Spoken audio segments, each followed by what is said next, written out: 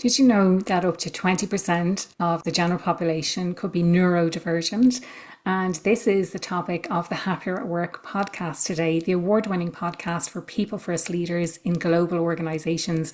I'm your host, Aoife O'Brien, career and culture strategist, and I'm sharing my mic today with the amazing Tatiana Ryan. And we talk all about neurodivergence, how it shows up at work, and the kinds of things that we could watch out for. So, whether you are neurodivergent, suspected neurodivergent, or whether you work with people who are neurodivergent, which you very likely do, or if you just want to learn more about it, this episode is definitely for you. And I do share a little bit about my own journey as well in neurodivergence and where I'm at with that. So definitely check out the episode. And I'd love to know what's one thing that you're going to do differently as a result of listening today. If you're a long-time fan, I would so appreciate it if you could leave a rating or a review on your favorite platform or leave a comment on Spotify or YouTube. I'd really love to hear from you. And I do see them all and I do reply. Tatiana, you're so welcome to the Happier at Work podcast. I'm so delighted to have you as my guest today. And I'm really excited for this conversation that we're going to have. So do you want to let listeners know a little bit about you, your background, and what we're going to talk about today? Sounds good. I'm very excited as well. I know we've been discussing some of the things offline, so bringing this into a larger forum is going to be great. So, my name's Tatiana Ryan. I grew up in Guatemala and El Salvador, so English is not my first language, it's actually Spanish. Then I went to school in the US, worked there for 12 years, decided that that industry was not my thing. I worked there for 8 years. It was in aerospace and defense. So came to Ireland for just 1 year, almost 8 years ago, did a master's, and I've been working here ever since. So now I'm in pharma and biopharma, and I'm living the dream. Love it. Yeah, I think that Yeah. sounds really familiar. That whole, like, I'm just going to go here for a year. I did the same when I moved to London. I moved for 1 year and I loved it so much that I ended up staying. And the only reason I left was to travel. And I knew I had to get my Australian visa before I turned 30. So that was like the crucial piece in the pie, the reason that I left. And I know we're here to talk today about ADHD specifically and neurodivergence a little bit more generally. Do you want to talk to me a little bit about your experience of that? Yeah. So just to start off, I am not a doctor. I am not a psychiatrist. I am not a medical professional. I'm not allowed to diagnose or anything like that. What I am is an advocate for neurodivergence, specifically in the workplace or in schools and learning environment. I kind of got into that because someone close to me was diagnosed with ADHD, and a lot of the things I that they were going through or exhibited I was going through, and that prompted me to get tested as an adult. And my diagnosis, I wouldn't call it life changing because it didn't quite change my life, but it changed my perception of myself. And it really made me focus on what are my strengths, what are the things that I might struggle with a little bit, how I can use my strengths to really bring value to the work that I do, and not just me, just neurodivergence in general, because each type has their own, and I call them superpowers. So that's what really made me passionate about that. And that's been my journey. So now sometimes I'll do talks at work or podcasts, things like that. But I still have my full-time job. So this is just an advocacy that I do on the side. Love it. Love it. And it's so funny what you say, Tatiana, because I think that's the case for a lot of people from what I see on social media, that someone else that was close to them, they're maybe filling out a form on their behalf and going, well, these behaviors are normal, quote unquote normal. I'm doing the air quotes for anyone who's not watching on video. Isn't that just usual behavior? Isn't that, that's how I am. So, so why wouldn't that other person be that way? And from my own perspective, how I kind of got into this was I attended initially attended a webinar to support a friend of mine who had been diagnosed with autism and ADHD. And I went along to the webinar and I was kind of nodding my head away thinking, yeah, that makes sense and I get it. And the penny didn't drop until, I don't know, months later or maybe even a year later, that I was like, wait a minute, like I'm seeing a lot of this stuff around at the moment and I'm nodding my head a lot. And maybe it's time I looked into that for myself. Is that a possibility? I did go through the process of not a formal diagnosis, but like an introduction to see should I go for a diagnosis. That experience, and I'm sure I've mentioned it on the podcast before when I talked about my own experience of going for a diagnosis. It was terrible. There's no other way to say it. It was a terrible experience, and the conclusion was that I couldn't be autistic because I had traveled the world independently, and I may be borderline ADHD, but not to pursue a diagnosis. I think that was like what I took from it. So I'm still fuming about that. And I think there's this whole justice thing that neurodivergent people have, like that you get really pissed off about something and you kind of hold a grudge for a long time. And you really want to see right done in the world. And so that's kind of my experience. And the more I see people talking about neurodivergence, ADHD in particular, and autism in particular, although I do see much more on ADHD, you know, in social media, on TikTok, things like that, the more I can empathize and think that's actually like me. So, you know, I can kind of get some of the behaviors. Do you want to maybe talk a bit more about either your experience or what you're seeing in the workplace when it comes to neurodivergence or ADHD? Maybe some of the behaviors that people don't necessarily realize could be a sign. And this is not a diagnosis, but it's more either from your own experience or from experiences that you've seen others go through. Yeah, I can share a little bit of that. Before I go into that, I just want to share some information just to build up on some of the things that you said is I'm going to throw a little bit of numbers out. So it's estimated that between 15 and 20% of the population has some type of neurodivergence. One thing that's really interesting is if you take the population as a whole, 1 in 5 males are probably neurodivergent, whereas it's 1 to every 7 females. Okay. And part of that, originally it was, you know, autism was seen as like a male disorder, or back when it was Asperger's and all those other things. And they've coming to the realization that it presents differently in women, especially in adult women, because there's something called masking that women tend to be a little bit better at than men. And what that means is it's basically like you put on a mask and you start portraying yourself as, and I'm going to use the word normal, I'm using air quotes as well. It's neurotypical is the right way of saying it.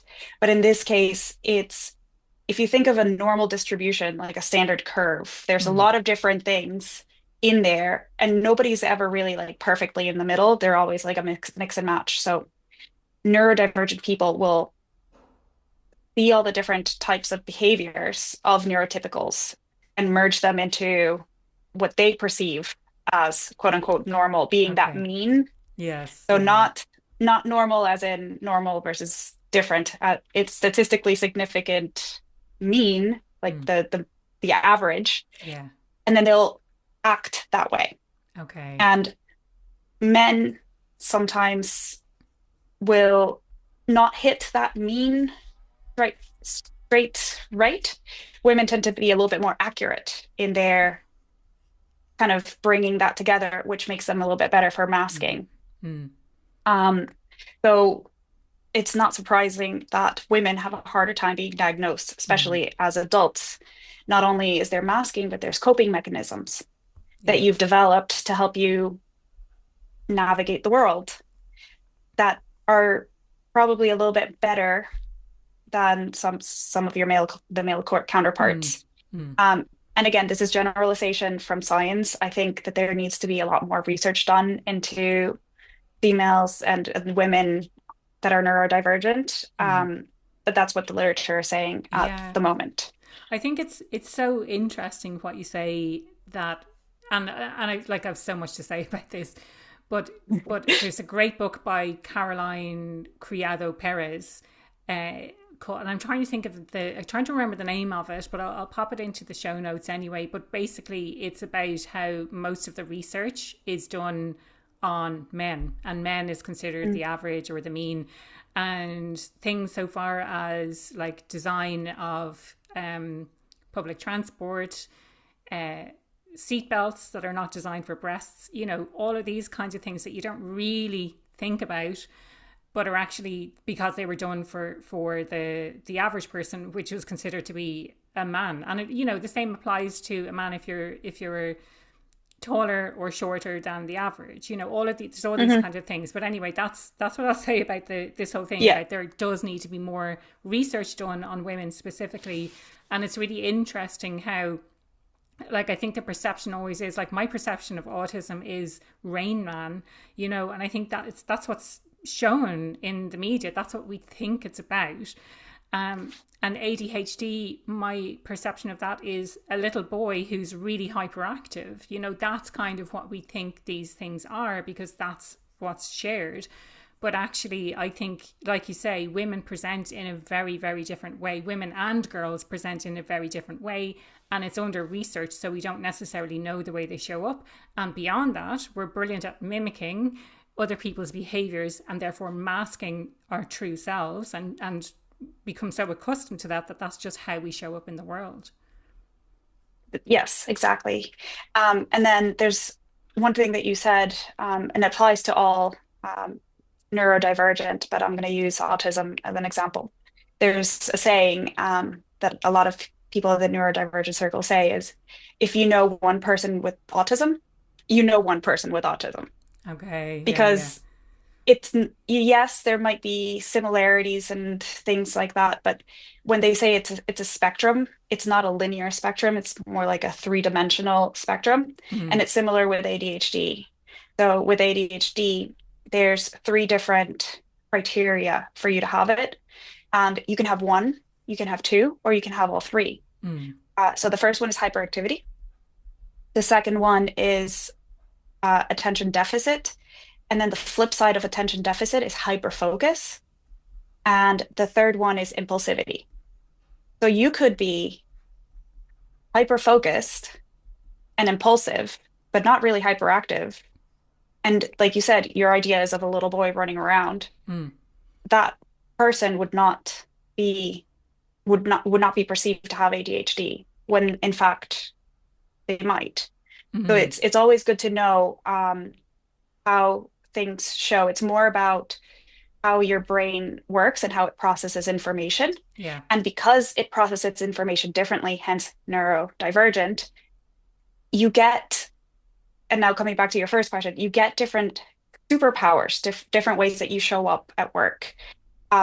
So I'm going to speak of my personal opinion and my experiences as someone with ADHD. I have someone close to me who has ADHD and autism, so I can speak a little bit about that.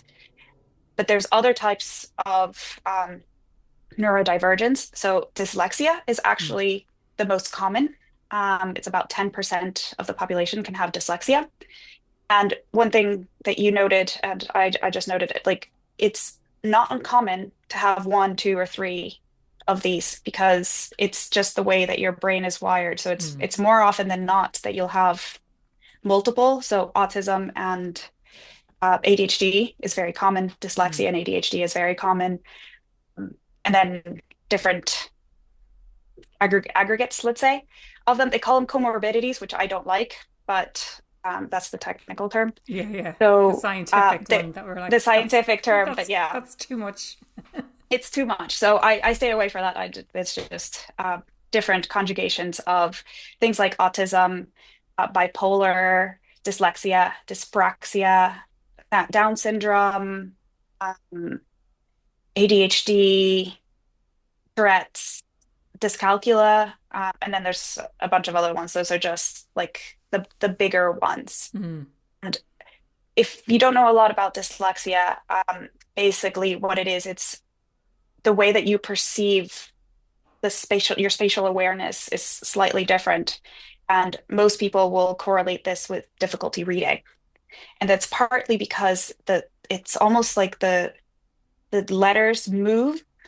So you're trying to read them as they're moving, and sometimes they come into focus and out of focus because their perception is different. But because they have to adapt to a world and because they see those types of things, part of their superpowers is having great special spatial awareness. So you get a lot of civil engineers, architects, um, visualizing in their brains like a three-dimensional space and remembering it. They have really good memory and verbal skills, and that's a great asset for any work environment. Um, just to people with dyslexia, Anderson Cooper from CNN has dyslexia. Steve Jobs had dyslexia. Selma Hayek has dyslexia. So, there's people that are very high productive in a work environment that have had this, and they could be an asset to a great team. And for dyslexia, self-made millionaires, about 40% of them have dyslexia. Wow. So that kind of shows like the type of problem solving and the way that they work. Dyspraxia is similar. So it's like your body and how your fine and gross motor skills. But their superpower is understanding abstract concepts. So they're not so much in touch with their physical world, but in their brains, abstract concepts, things that would be hard for someone to understand, they will understand in a flash. And they can jump to a solution which works, but they can't tell you how they got there because they've skipped like 5, 10 steps. They will not be able to tell you how they got there, but Yeah. They know they that got it's there. right. And Yeah, yeah. yeah, and it usually is they get there faster than neurotypical people. Daniel Radcliffe is and Florence from Florence and the Machine, they have dyspraxia. So dyspraxia and dyslexia seem to go hand in hand. So over 50% of people that have dyspraxia will have dyslexia. Oh, interesting. Hmm. So, which is really, really interesting. It goes back to like that whole, conjugation, if you Hmm. would. Yeah. Um, then That if a you are wired differently in one way, it's likely that you're wired differently in another way as well. exactly, yeah. Hmm. And you can bring those assets to your work, to your life, um, and still be very, very successful.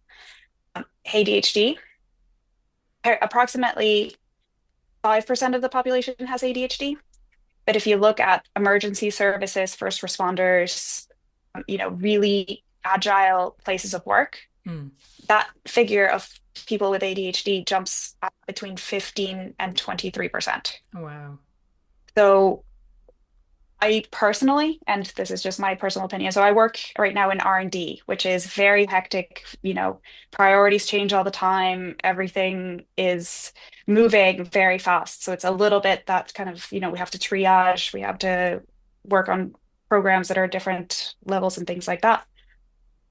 For me, because my brain perceives everything as high importance, Hmm. I get really good at sorting things and organizing. And if it's a new input, I just kind of roll with it.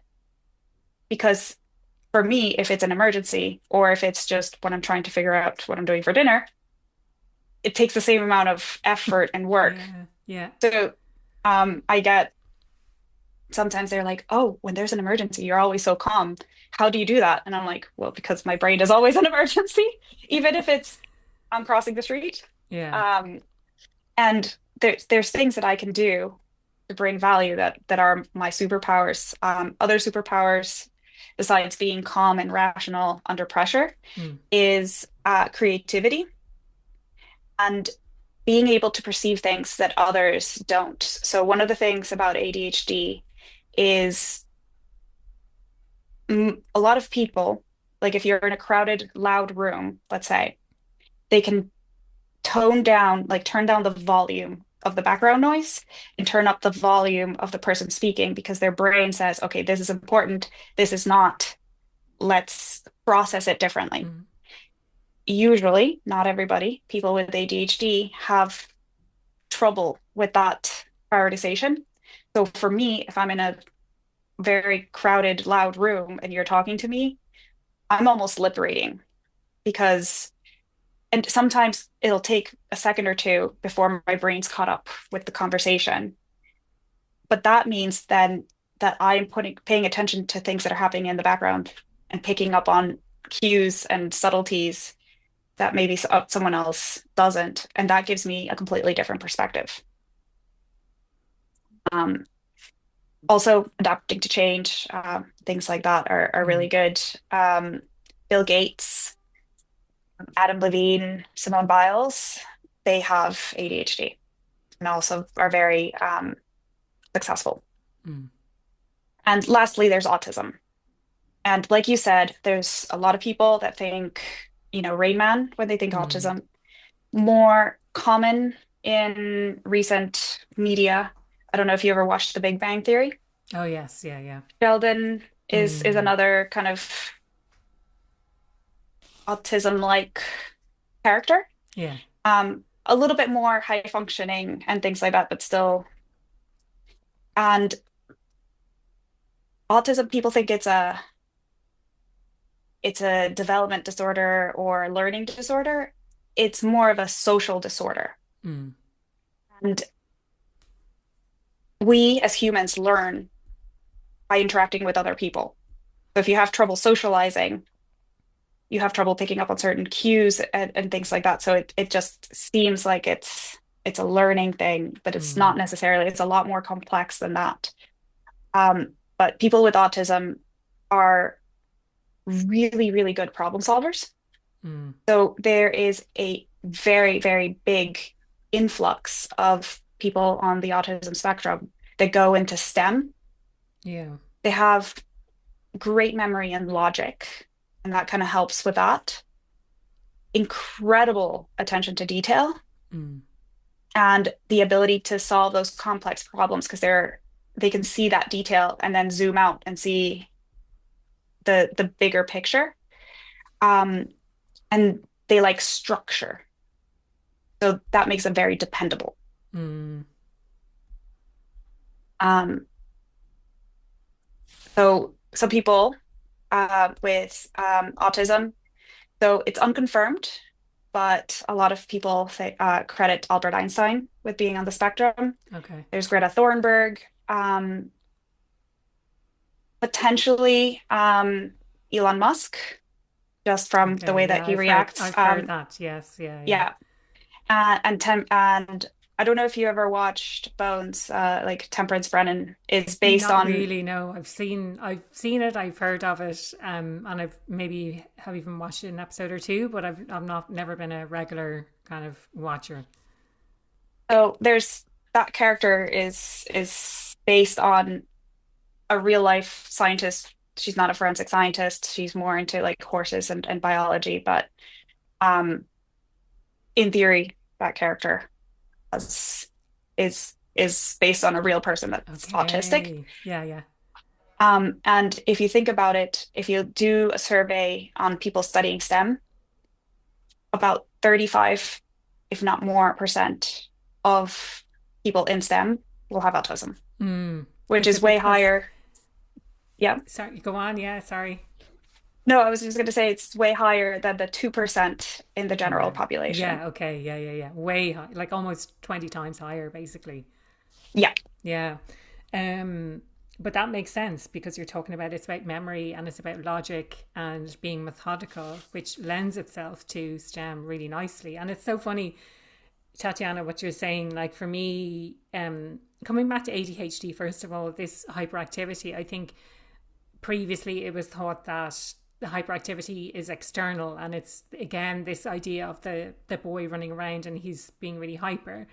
And what they say that it doesn't necessarily have to be an external thing, that it can be the hyperactivity is actually going on inside your head and you don't know any different because that's how you've always been. And like if your brain is just, on fire all the time with loads of ideas or whatever it might be, that can be hyperactivity. And again, it's one of the reasons I never thought any different because I didn't know any different. But when you maybe compare yourself to other people, you realize these different things. Then there's the like attention or being distracted easily versus the hyper focus. Yes, tick, I can tick the box on that as well. And then the impulsive nature. And for me, that's the like getting maybe distracted or really, really wanting to buy something, buying it. And then I'm like, now I have it. I don't actually care anymore. I'm not going to use it. But the huge impulse to take action was there.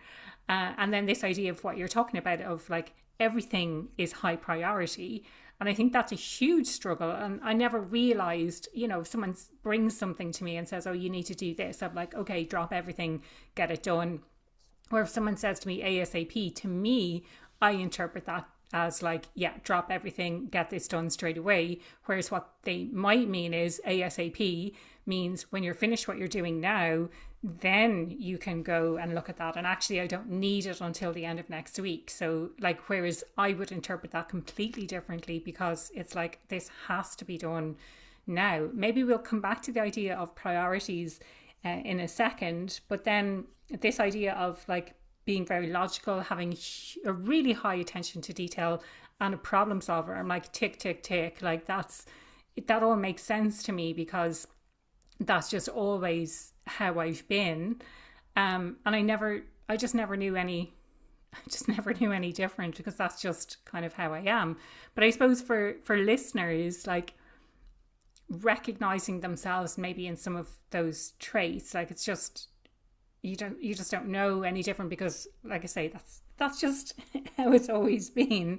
But if we can come back to this idea of the prioritization, I think that's a huge struggle that neurotypical people have, but I think people with ADHD have that like in bucket loads. So how do you manage that, or how have you seen?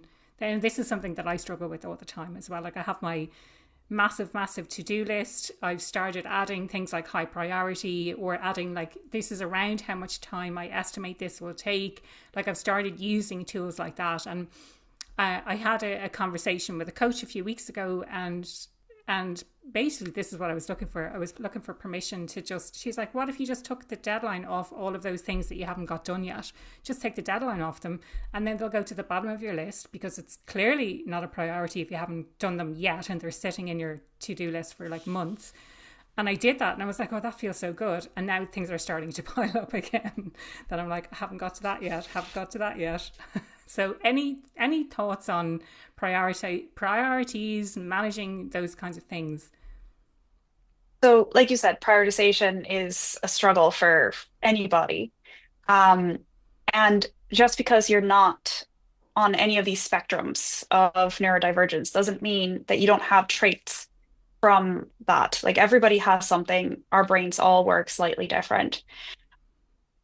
I don't know what's going to work for a lot of people, but what works for me is the Eisenhower matrix.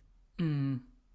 And I've adapted it to be more, I need to do this and it's critical and it has to be me. I need to do this. I have a little bit of time to do it. So I start looking at what the knock-on impacts are of that task. Yeah. And if it's not impacting anything later, then it can't be a high priority in my brain. Then there's, this has to get done, but it doesn't have to be me. Mm. And that's kind of a little bit comes with delegation and things like that, easier to do in the workplace. But between you and me, sometimes my husband gets added to that list. And then there's the other one, because like you said, people with ADHD, they tell you to do all these things, but some of those things you don't actually have to do. Mm. So the fourth square is it doesn't need to get done. Doesn't need to get done at all. At all by anybody. Yeah. And that. And sometimes that's one of the ones I struggle with the most. Because the permission to actually not do something if it's on the list, is that kind of what you're saying? Well, or because everything's important. And if it got added to the list, there's a reason. It must be important if it was. It must be important. Exactly. I know And the we've had funny thing this. is, who controls the list is me. Yeah, exactly. Yeah. So if I I thought added it into was the list, important in the past, so it definitely must be important still.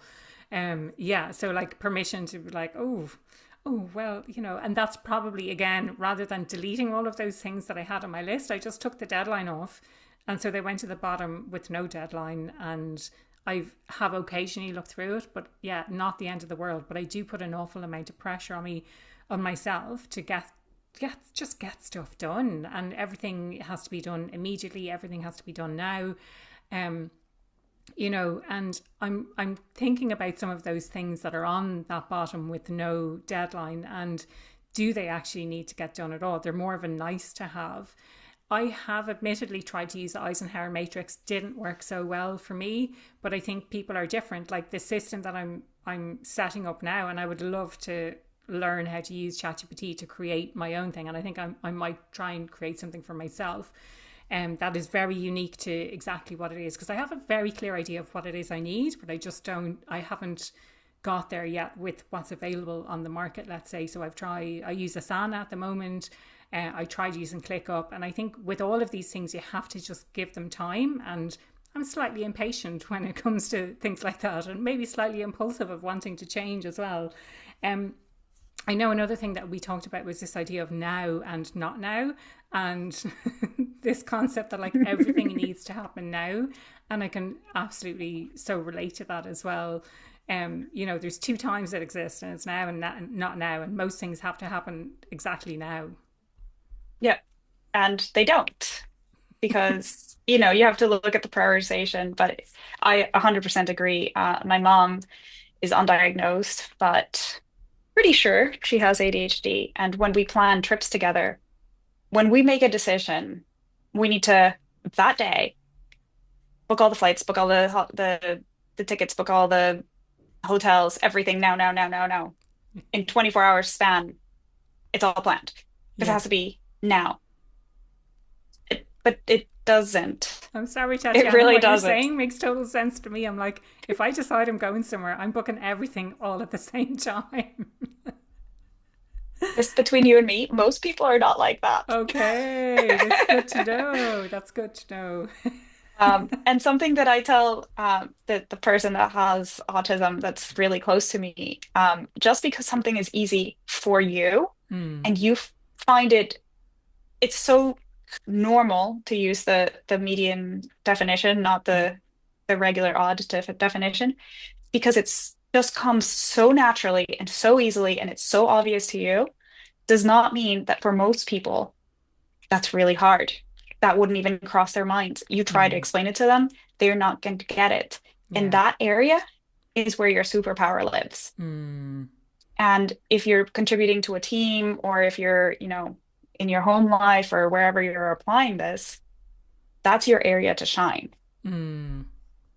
Yeah. Hopefully you enjoy it. If you don't enjoy it, please don't go Yeah. into detail just because you're In- good at it.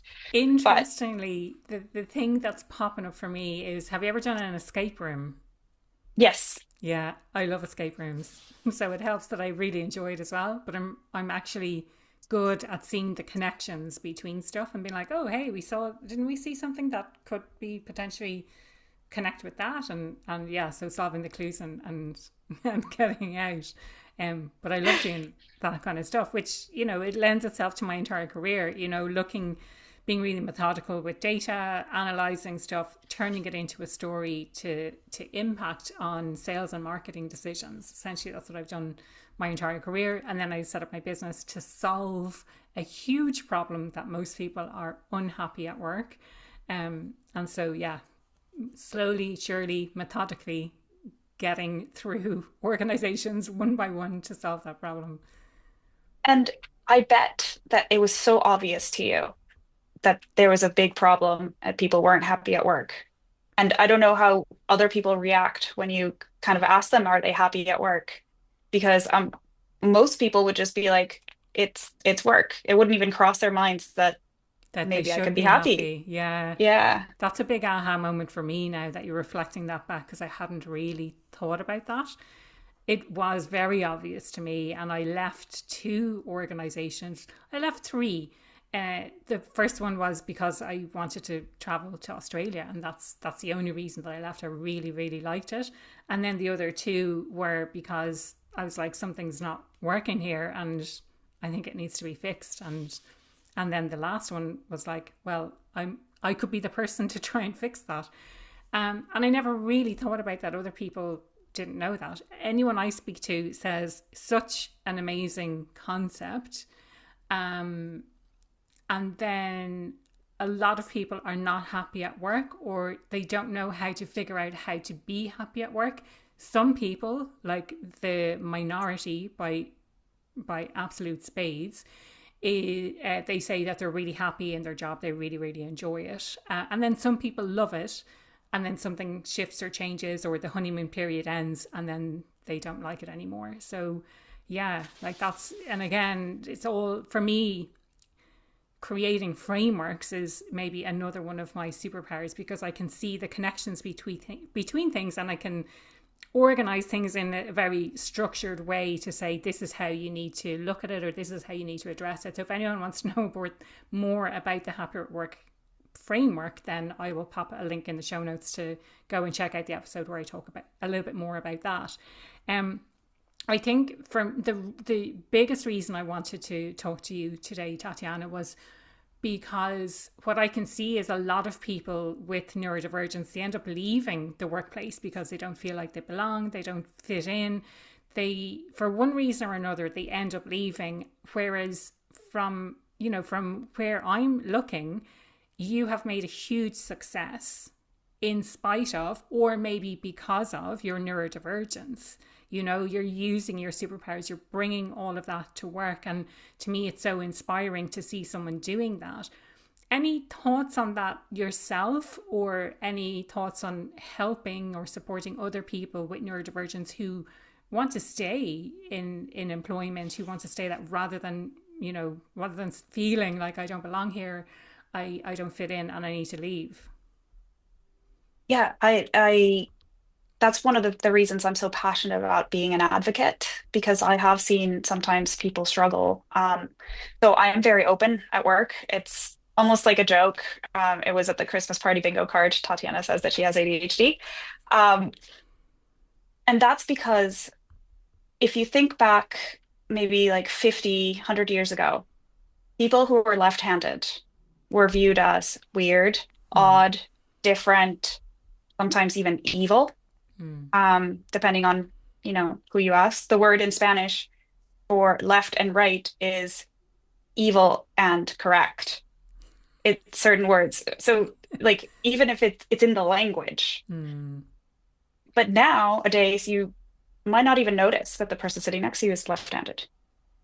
And they've had to adapt. My husband's left-handed, so sometimes, it's using scissors is a big one. So now they have scissors Mm. for left-handed people, Yeah, yeah. but my husband learned with right-handed people, learned to adapt and cannot use them for the life of him. Okay. But it was just something he had to learn to adapt, because the world is built for right-handed people. Yeah.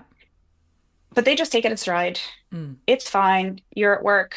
There's a left-handed person. Like, go and see, walk around your office. If you work in an office, walk around town in your family, take a poll, see if you actually know who the left-handed people in your life are. Mm. That's kind of where I want to bring neurodivergence into. Yeah. It's something that makes us different. Mm. It's something that we had to adapt, but it's also something that we bring to the table as added value. Mm. That's where our superpowers live. Yeah. And everybody has something. So one of the things that I do in my teams is I ask them, things like, how do you like to be, how do you like communication? Because some people like a video call. Some people like instant messages. Some people hate instant messages because it distracts them. Mm. Some people prefer email. Some people like graphics. Some people audio, and tailor your communication style to the person that you're talking to, because different people will take in information differently, regardless whether they're neurodivergent or not. Absolutely. Yeah. Or I say, for example, if you're walking in the hallway and you tell me something odds are by the time I get to my desk, it's going to be gone. If you do not see me write it down, send me an IM, send me an email, write it down for me Yeah. because I will forget. And there's nothing I can do. It will not stay in my head. Yeah.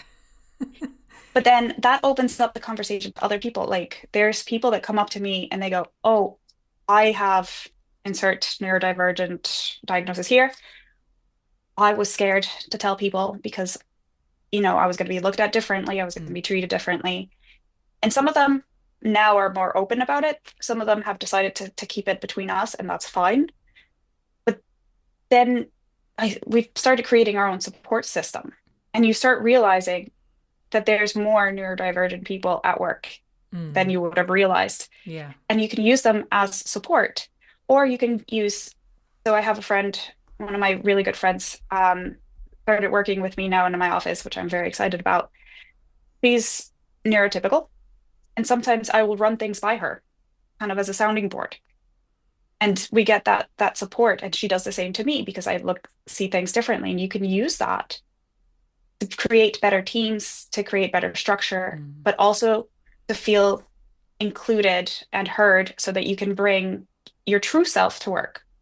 So that person that decided not to share or the people, because there's more than one, decided not to share their diagnosis, it doesn't matter because that diagnosis is a label, but they feel more confident in acting like themselves. Yeah.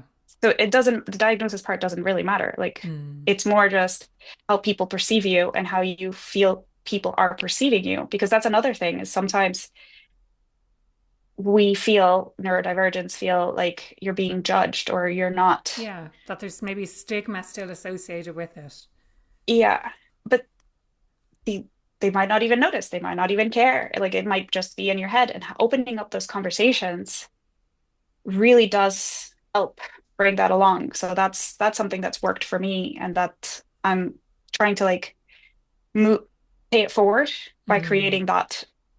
That's space. Because it's imperative to have neurodivergent people in your teams. Hewlett Packard did a study. Teams are 30% or more efficient if they have neurodivergent people in them. Interesting. The Why is that? Is there a particular? Is it like I'm thinking from an autism perspective, the methodical and spotting inefficiencies and wanting things to be efficient. Like I see inefficiencies all the time, and it's not something I ever associated with autism, but like I do want things to be as efficient as they possibly can be. I hate waste. Yeah, so you can have, and I'm making this up and I'm overgeneralizing, but you could potentially have someone who's autistic that creates that process and lives in the detail. Yeah. You can have someone with ADHD that sees the big picture, not so much in the detail, but kind of guides people through and make sure that they're going in the right direction, not getting lost in the forest for the trees. You can have someone who is dyslexic that has those critical problem solving skills. And then you can have neurotypical people that balance everything out. So it's just having the same as any other team. You want to have diverse thoughts. You want to have diverse perspectives, and that's where it comes from. Yeah. Companies that really promote inclusivity, not the fluffy DIB, join a group kind of thing, but actually do promote it within and create groups and the ability to be yourself, have 19% more return of investment. That's from the Harvard Business Review than companies that don't. Wow.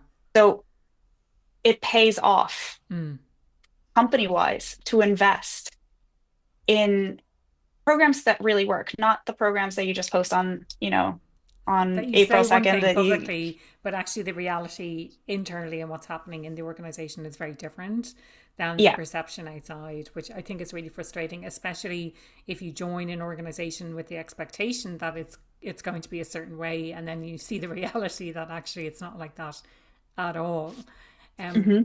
Tatiana, we've kind of touched on some maybe some tools and techniques that people can use. Do you have anything else to share in relation to that in terms of like either working with other people who are neurodivergent or managing yourself a little bit better? That's hard because I'm going to use and I forget who told me this, another ADHD thing. I retain the facts, not necessarily who told me them. And sometimes I'll tell them back to you as if I thought they were brand new and they were like, you're the one, I'm the one who Hey, told you I that. told you that. So yeah. So apologies in advance. I don't remember who said this, but someone told me an anecdote that their child would refer to their flavor of autism, which Mm, I loved mm, because it brings a little bit more fun and it's not a color spectrum. It's like a three-dimensional thing, not just autism, like everything else. My flavor of ADHD might not be your flavor of ADHD. mm. So my coping mechanisms might not necessarily work for you. Yeah, What I recommend more than anything is find a community. yeah. And if there isn't one, make one because guaranteed that I've started just by saying that I have ADHD, people were like, "Oh, can I talk to you over lunch?" Mm, And suddenly it becomes like a weekly thing, and then people start joining and be like, "Oh, I would love to talk to you." And I was like, "Come join my lunch group." yeah. And now you have a support system where you can share ideas, you can share support, and don't be scared to try a new technique. It might not work. It might. For me, color coding, I color code Mm, everything. mm. I to do tasks, I schedule them in my calendar. Okay, yeah. And I know like this is going to take me, and I have ADHD. I think it's going to take me 5 minutes. It's probably going to take me 30 minutes. But I've learned to give myself a little bit of buffer time. Mm. Is it So the opposite as well? Like you think something's going to take 2 hours, but actually it would only take 15 minutes? yes. Yeah. Okay. And sometimes 3 minutes. And I'm like, Yeah. why did I procrastinate this for three Yes. weeks when it's Yes. only took Yeah. me two Yeah. minutes to do? Relatable. Yeah. Yeah. Yeah. Um, so I put them in my schedule. So if you look at my calendar, it's every morning I go through it and it's very structured. And Mm. sometimes things happen, some tasks might need to move, but at least I have that time blocked off where I know what I need to focus on because I'm going to get distracted. Mm. Great. That works for me as well. Love that. Any final thoughts that you want to share before we wrap things up? Don't be afraid to bring your true self. You'll be surprised at how receptive people are.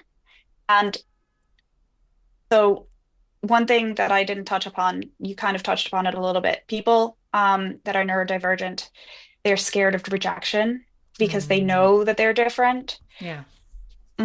Most of the time, that's in your head. So talk to people, and even neurotypical people, not everybody's going to like you. But if you bring your true self, the people that are like-minded that will like you will gravitate towards you, and you'll start building that support system. So don't be afraid. Just be yourself. I had that conversation just yesterday with someone, and she was an older lady, and she's like, I want everyone to like me. You know, why can't everyone like me? I want everyone to like me. And I was like, I'm like that as well. And again, I can't remember who said this to me, but the reframe of that is, do you like everyone? And she's like, well, I like most people. And then she's like, oh, yeah, no, wait a minute. There's a few people. Oh, yeah, no, that guy really gets, no, no, really don't like him. And so you have to think of it like that. If you want everyone to like you, do you like everyone? And there'll be some people who, for no reason whatsoever, just grind your gears or you just don't gel with or whatever it might be. And you have to reframe it to think that way. Not everyone's going to like you, just like you're not going to like everyone. And that's okay. And yeah, and if you are putting on your mask and pretending to be someone else, people are going to gravitate towards that someone else. Yeah, And that might such a not good be point. your people. Yeah. You want people, your people to gravitate towards you, and that's only going to Mm, come if you are yourself. yeah. Yeah. And I think, I'm learning much more about that because especially when I first started my business, people said, you can't do this and you can't do that and you can't show up that way. Like, I can't, you can't put memes on LinkedIn. LinkedIn's a professional place. You can't talk about The Simpsons, you know, and I was told all of this stuff. And now I'm starting to do more of that stuff. And the people who get you gravitate more towards you. And they're like, oh, really, I And really there's your get what you're people. talking about because they're my Yeah. people, exactly. So, Tatiana, the question I ask everyone who comes on the podcast, what does being happier at work mean to you? So for me, in my flavor of life, being happier at work is to be able to be yourself, your true whole self, good days, bad days, and everything, and be acceptable, seen. And I value relationships and contributing. So if I'm helping at least one person, that's going to make me happy. Brilliant, love that. If people want to connect with you, if they want to find out more about what you've done, if they want to reach out, what's the best way they can do that? I am on LinkedIn, so you can find me there, Tatiana.Ryan, and I'll be happy to answer any questions if I can or point you in the direction of guides. As I said, full disclaimer, not a psychologist, not trained professional in this area in any way, shape, or form. I'm just an advocate Mm, and navigating the world with ADHD. brilliant. Thank you so much for sharing your wisdom with us today. Really, really appreciate your time. I've enjoyed this conversation so much. It's been really enlightening for me as well and validating in a way. So I really appreciate that. So thank you. Thank you so much, Aoife. I listen to your podcast. You make me happy. So Thank it's you. been great. It's been lovely.